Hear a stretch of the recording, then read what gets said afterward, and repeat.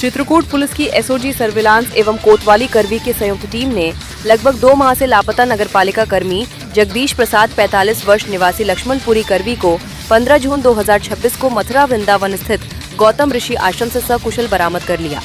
जगदीश प्रसाद के लापता होने की सूचना 19 अप्रैल 2026 को उनके पुत्र द्वारा दर्ज कराई गई थी। बाद में उनकी पुत्री की तहरीर पर एक व्यक्ति के विरुद्ध अपहरण संबंधी आशंका को लेकर मुकदमा भी दर्ज किया गया था। जांच के दौरान पुलिस ने संबंधित व्यक्ति से पूछताछ की, लेकिन जगदीश प्रसाद के बारे में कोई ठोस जानकारी नहीं मिली। 13 जून 2026 को जगदीश प्रसाद के साले को एक फोन कॉल प्राप्त हुई, जिसमें बताया गया कि वे पिछले 1.5-2 माह से मथुरा वृंदावन में रह रहे हैं। सूचना मिलने पर पुलिस टीम वहां पहुंची और गौतम ऋषि आश्रम में भंडारे के दौरान प्रसाद वितरित करते हुए उन्हें खोज निकाला। पूछताछ में जगदीश प्रसाद ने बताया कि वे अपनी स्वेच्छा से मथुरा वृंदावन आए थे।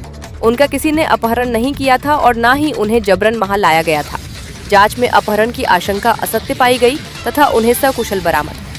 Bureau report, the Bharat news TV. नगरपालिका कर्मी के बिजली से संबंधित एक कर्मचारी जगदीश प्रसाद 19/4 को अपने घर से गायब हो गए थे।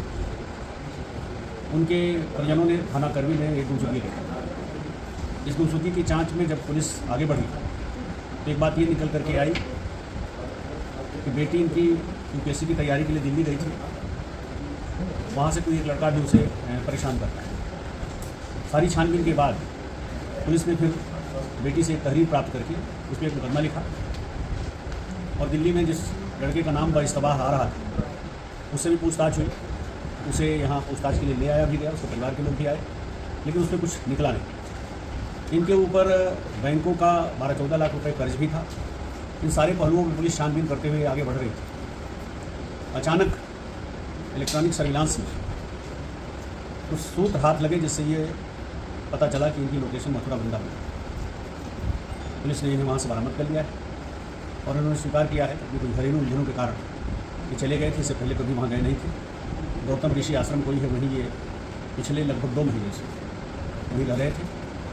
माननीय न्यायालय के समक्ष बयान में भी उन्होंने बताया कि हम अपनी मर्जी से चले गए थे, हमारा किसी तरह कोई अपहरण नहीं। लेकिन इन 2 महीनों में परिवार की ओर से तमाम तरह की बातें कि पुलिस कार्यवाही नहीं कर रही है, इवन यहाँ तक कि वो धमकी दे रहे थे। तो पुलिस के लिए बड़ा चैलेंजिंग टास्क था ये, जिसे हमारी करवी कोतवाली और एसओजी की टीम ने बखूबी पूरा किया और इनको सकुशल बरामद किया है।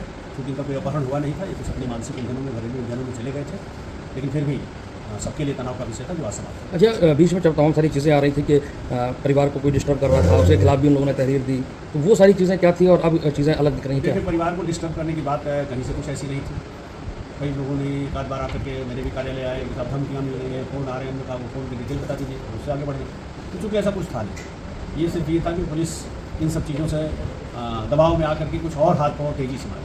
क्योंकि देखिए, क्राइम क्रिमिनल को डील करना वो अपनी एक अलग विधा है, उसकी अलग ट्रेनिंग है, उसकी अलग अपनी SOPs हैं, हम उस हिसाब से काम करते हैं। लेकिन आम आदमी जिसकी अपनी परेशानी होती है तो वो घर से बता के गए होते, घर वाले परेशान ना होते रहे। घर से बिना बताए गए थे तो घर वाले भी अपना कुल मिला करके एक तरह की हमारे पुलिस पे, स्थानीय पुलिस पे प्रेशर के लिए इस तरह की बातें कर रहे थे। कहीं किसी तरह का कोई धमकी चमकी नहीं थी। मात्र केवल वो बात थी कि यूपीएससी की तैयारी के दौरान उस लड़की का दिल्ली के एक लड़के से निकटता जरूर हो गई थी, इसके अलावा कोई ऐसी चीज़। ओके सर, मामला का पूरा जो है पुलिस ने किया, कोई इनाम की घोषणा की?